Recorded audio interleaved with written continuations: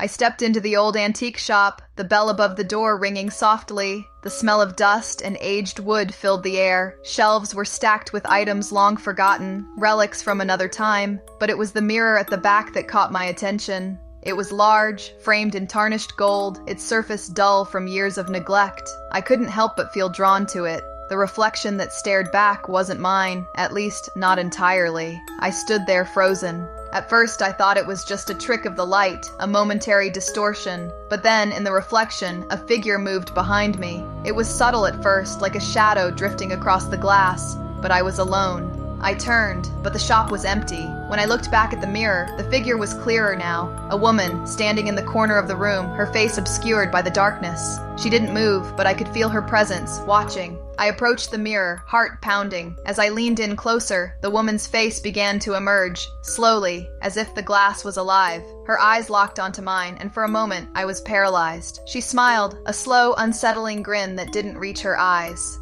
Suddenly, I felt a cold breeze rush past me, and the woman in the mirror vanished. But when I looked back at the reflection, there was something new, a handprint, smudged on the glass, as though someone had pressed against it from the other side. I stepped back, my breath shallow. The mirror felt wrong. The air was thick with something I couldn't explain, like the glass had somehow become a doorway. I turned to leave, but the bell above the door didn't ring.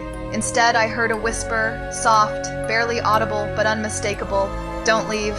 I ran out of the shop, and when I looked back, I saw her again in the window, just standing there staring.